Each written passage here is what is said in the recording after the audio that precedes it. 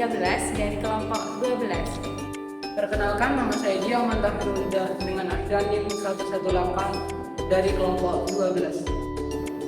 Perkenalkan, nama saya Mega Fikurer Aziza dengan akhiran NIM 129 dari kelompok 12 kelas C. Di sini kami akan mempresentasikan hasil inovasi yang kami lakukan pada SMA Negeri Umbul Sari terkhusus untuk materi proposal kelas 11 semester 2. Nah, sebelum itu saya akan memaparkan sedikit mengenai analisis situasi yang terjadi pada SMA Negeri Umbul Sari. SMA Negeri Umbul Sari itu terletak pada daerah perbukitan sehingga sulit untuk mengakses internet atau jaringan. Sekalipun bisa, itu hanya terdapat pada tempat tertentu. Nah, di SMA Negeri Umbul Sari, guru itu tidak bisa menggunakan akses internet sama sekali. Nah, pada materi proposal, guru hanya menjelaskan dan berpacu pada buku teks atau buku paket. Dan selain itu, siswa tidak diberi penugasan dan siswa mudah merasa bosan karena metode yang digunakan monoton. Maka dari itu, inovasi yang akan kami lakukan yaitu yang pertama, kita akan tetap mengembangkan metode ceramah yang dilakukan guru sebelumnya. Namun di sini kami berinovasi yaitu dengan pembuatan media video pembelajaran yang di dalamnya itu berisi cakupan materi secara lebih rinci. Nah, selain itu juga terdapat game sebagai media untuk evaluasi pemahaman siswa. Nah, KD yang kami gunakan dalam inovasi ini adalah KD 3.12, yaitu mengidentifikasi informasi penting dari proposal, baik itu proposal penelitian maupun proposal kegiatan. Baik, selanjutnya yang akan dibahas adalah rancangan perencanaan inovasi di SMA Negeri Umbul Sari. Nah, rancangan pembelajaran ini memiliki beberapa rancangan. Nah, yang pertama adalah berupa media video pembelajaran. Video pembelajaran ini berisi mengenai materi-materi proposal. Nah, video ini diberikan sekilas kepada siswa agar siswa lebih fokus terhadap pembelajaran yang diberikan oleh tenaga pengajar mengenai materi proposal. Nah, dengan video ini kita mengambil dari aplikasi YouTube, jadi bukan video yang kita produksi sendiri. Nah, yang kedua adalah berupa PowerPoint. PowerPoint di sini dibagi menjadi dua. Yang pertama adalah PowerPoint berupa materi pembelajaran yang akan kami jelaskan kepada siswa, mulai dari pengertian proposal, struktur proposal, dan lain sebagainya. Nah, selain dari video tadi untuk memfokuskan siswa, PowerPoint ini bertujuan agar siswa lebih paham mengenai apa itu materi proposal. Nah, untuk PowerPoint yang kedua adalah PowerPoint berupa game spinner. Game spinner ini kita ciptakan bertujuan agar siswa tetap merasa senang dan tidak bosan dengan pembelajaran yang kita berikan tentang materi proposal. Nah, spinner ini akan diberikan kepada setiap kelompok.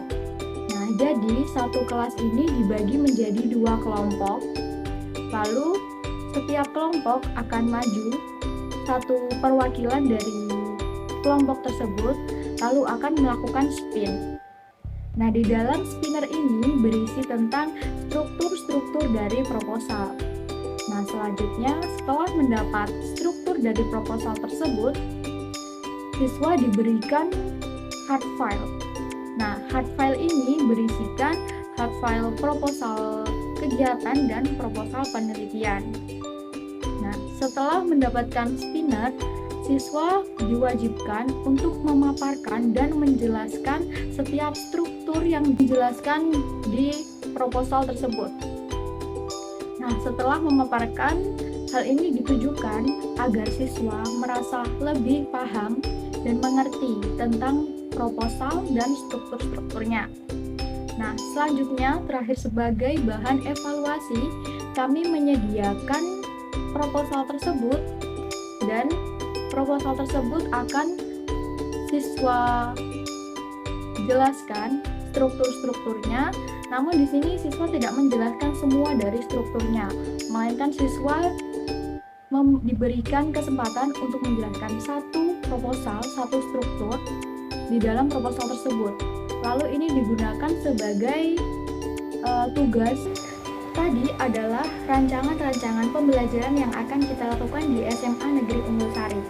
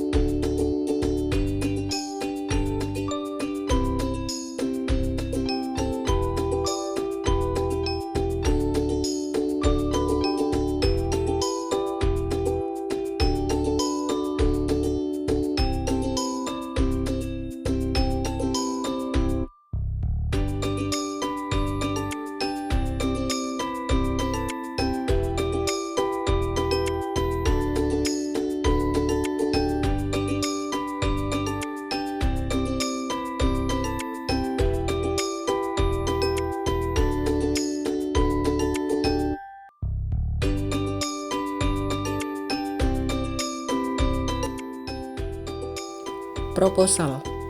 Jadi kalian apakah sudah tahu apa itu proposal?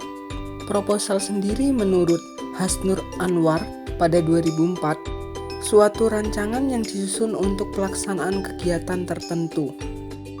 Menurut Kiraf 2001, definisi proposal adalah suatu saran atau permintaan kepada seseorang atau suatu badan untuk mengerjakan atau melakukan sesuatu pekerjaan. Sedangkan menurut Jai 2006, definisi proposal merupakan suatu alat bantu manajemen standar agar manajemen organisasi dapat berfungsi secara efektif dan efisien. Adapun beberapa tujuan proposal, diantaranya adalah yang pertama mendapatkan dukungan atau persetujuan, yang kedua mengajukan ide atau rancangan kegiatan, yang ketiga menjelaskan rincian kegiatan, dan yang terakhir yaitu keempat merencanakan anggaran dan sumber daya. Di sini ada beberapa contoh tujuan utama dalam pembuatan sebuah proposal.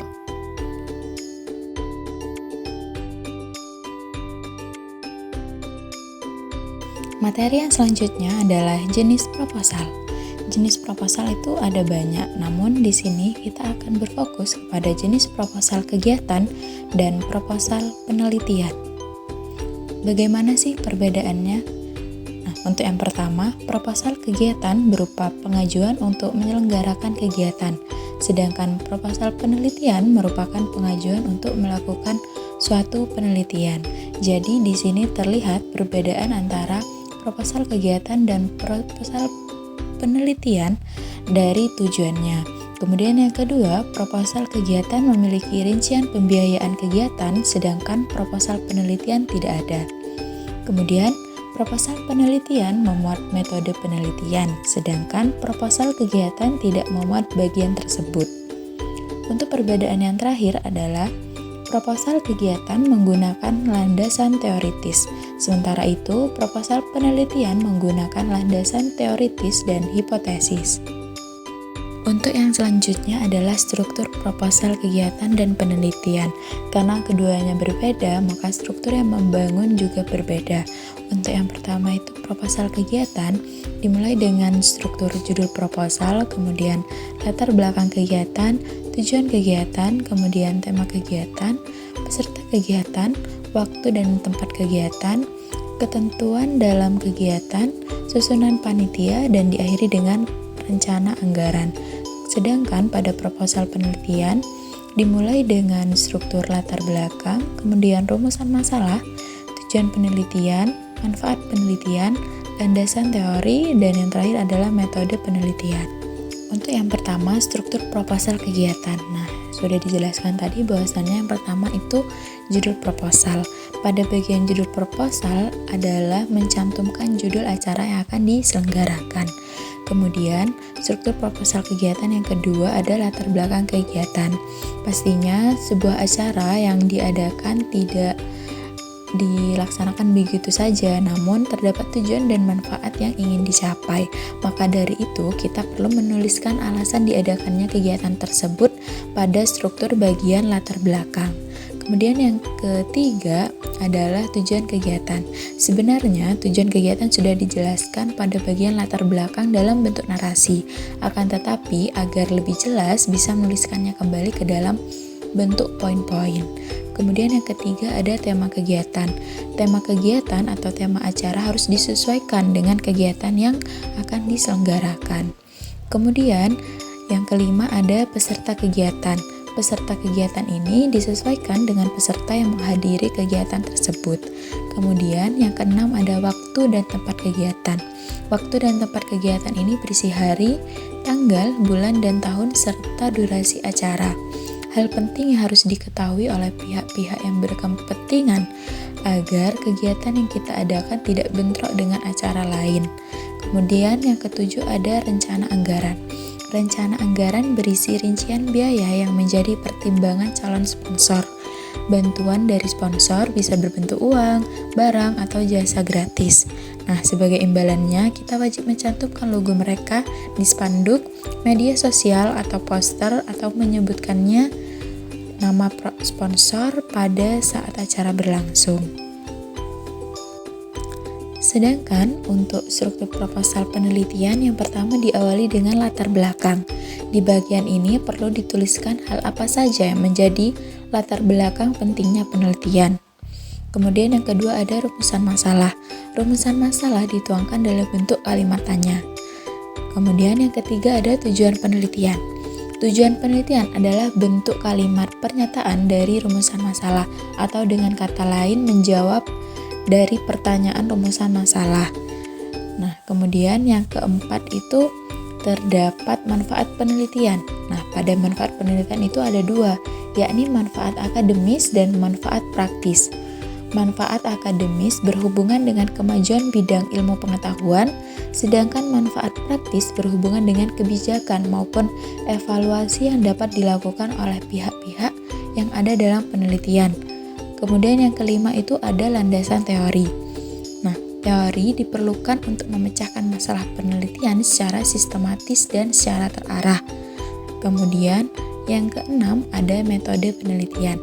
Metode penelitian pada proposal penelitian itu dibagi menjadi dua, yaitu metode penelitian kuantitatif dan metode penelitian kualitatif. Kuantitatif lebih menekankan pada kuantitas data dengan menggunakan hitungan statistik. Kemudian yang terakhir ada rencana anggaran. Nah, rencana anggaran pada proposal penelitian itu bisa bersifat opsional, boleh dicantumkan atau boleh tidak sama sekali. Nah, apabila penelitian yang kita lakukan itu berskala besar dan mengharuskan kita untuk pergi ke beberapa lokasi, anggaran mungkin bisa saja diperlukan jadi dicantumkan. Namun jika tidak, rencana anggaran tidak perlu dicantumkan sama sekali. Selanjutnya, hal yang akan dijelaskan mengenai materi proposal adalah syarat-syarat proposal. Syarat proposal di sini ada 4 syarat. Yang pertama adalah proposal harus tersusun dengan sistematis. Nah, proposal memiliki unsur-unsur yang sistematis itu artinya sesuai dengan pola yang telah ditentukan. polanya harus dapat dipelajari dalam sistematika proposal yang sudah dijelaskan di dalam unsur-unsur proposal. Yang kedua adalah proposal harus dibuat dengan jelas, dengan logis, dan mudah dimengerti. Tujuan dibuatnya proposal dengan jelas adalah memudahkan bagi pembaca untuk mengetahui apa isi dari proposal. Nah, yang ketiga adalah jenis kegiatan yang akan dilakukan harus dituliskan secara detail serta harus dapat direalisasikan. Nah, proposal penelitian ataupun proposal kegiatan juga harus memiliki rencana dengan rinci. Artinya, memuat langkah-langkah pelaksanaan penelitian beserta jadwal atau waktu pengumpulan data, analisis, hingga pengambilan kesimpulan dan pelaporan. Nah, yang keempat adalah apabila terdapat rencana anggaran atau biaya kegiatan, hal tersebut harus dituliskan secara realistis dan akuntabel. Anggaran biaya mencakup administrasi, peralatan, konsumsi, dan lain-lain.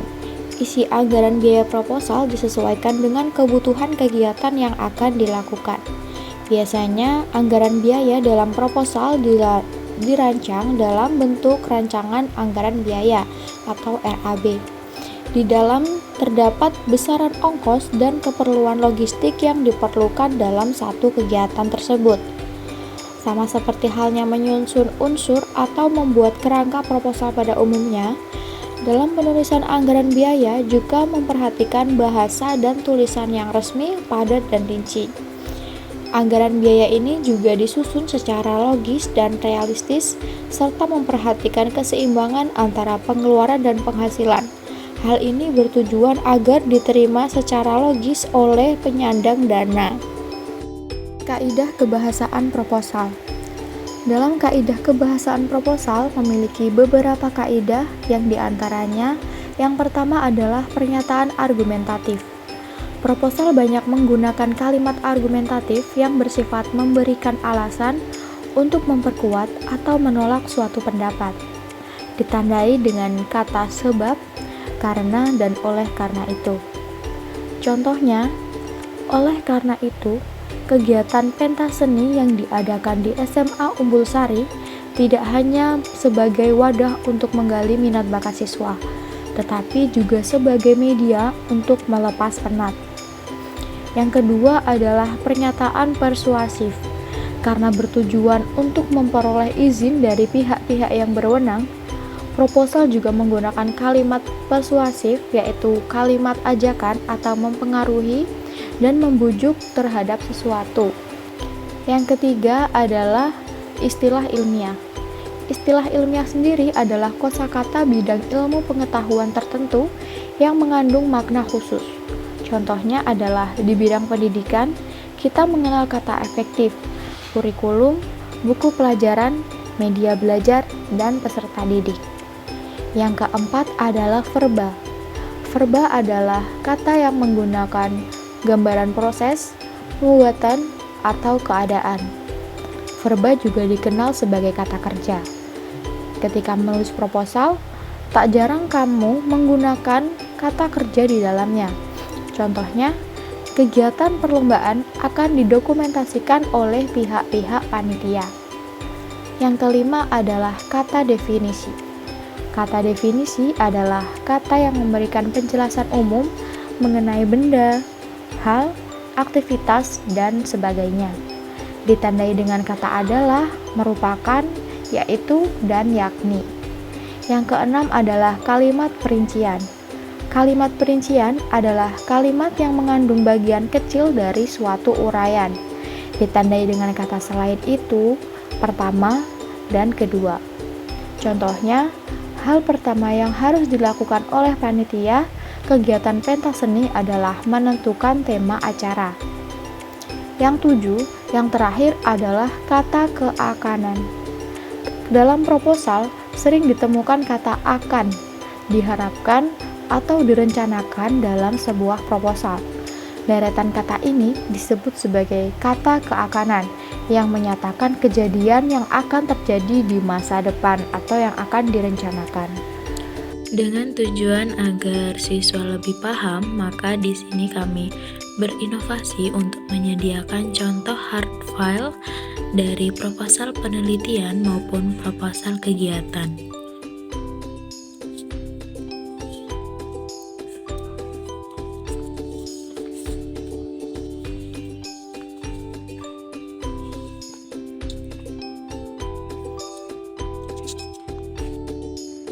Jadi inovasi yang kami buat pada bagian evaluasi adalah penggunaan spinner.